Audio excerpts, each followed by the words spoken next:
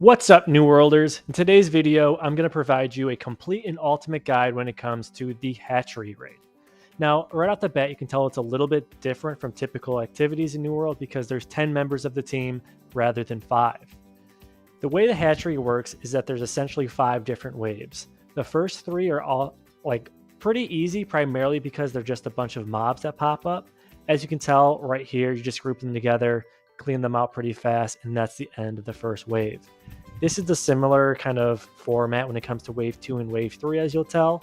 But one thing I do want to call out is the fact that these are humanoid mobs, right? So you're going to want to make sure you have human ward and human bane, as well as some fire gems, because there's a lot of fire that pops up in waves 4 and 5, which you'll see soon. Now, once we get to wave 3, the mobs get a little bit stronger. There's only 3 or 4 of them, and they've got a lot more HP. But again, they don't hit that hard. They're pretty easy. Honestly, no one in your group should be dying. If someone's dying here, it's kind of a heads up that it might be a little bit of a rough run. Now, after wave 3 is behind you, wave 4 is when the fun starts, and that's because there's going to be the first boss here. He's honestly not that tricky. You just take him out, hit him out all you can, apply your rend, apply burning, and really just max out the damage to burn down that health bar. As you can tell, different circles pop up around certain members. If that pops up around you, you probably just want to run away from your group because there's an explosion, and if you stack up, it might actually hurt or potentially kill some of your group members. One thing to point out, there are mobs that spawn during this boss battle, and I highly recommend that you and your team members target those mobs and just take them out as fast as possible. If you don't kill them quickly, they'll get enraged and just deal a lot more damage and potentially take down you and your team members. I'm speeding this up just to keep things moving forward, and I know you don't want to just watch me right-click on this boss over and over again. But eventually we get to the point where we take down this boss and we get to the final stage, which is by far the most fun stage, stage 5. One thing to call out as well, if you or one of your group members die, don't worry. You'll actually get the chance to rejoin the battle at the end of the stage. If you die in stage 5, you're kind of out of luck though, because you just kind of have to sit to the side, watch, and pray that your team members can do the job.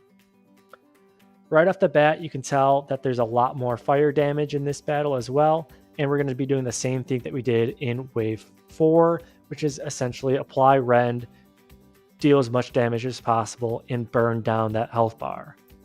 I'm speeding things along because essentially the mechanic just repeats itself over and over again.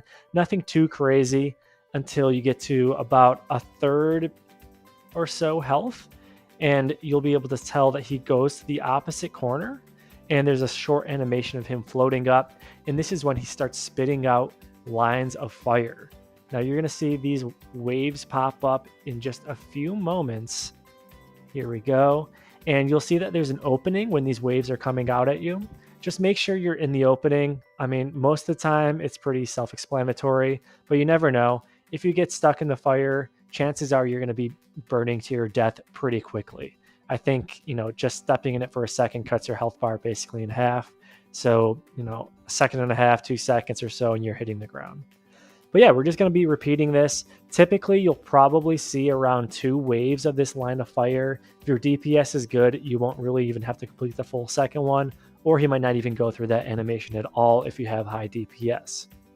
And that's essentially it. It really is not that difficult. It's not nearly as difficult as the sandworm boss, but again, it's pretty easy. Just get some team members together and start doing the damage and just getting the job done. Once you complete the screen, you'll see that big victory thing pop up, and then you'll get the rewards. Now, what's pretty nice is that you can get these hatchery spoils 7 times a week. So don't worry if you can't just play every single day.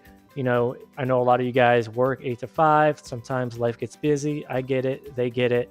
You can just pick one day of the week and just grind out all 7 if you have to. Thanks again for watching. I hope you guys appreciated the video and got something out of it. If you did, be sure to like and subscribe. And I hope you guys enjoy season 2 of New World, because I know I am, and I'm looking forward to season 3 and beyond.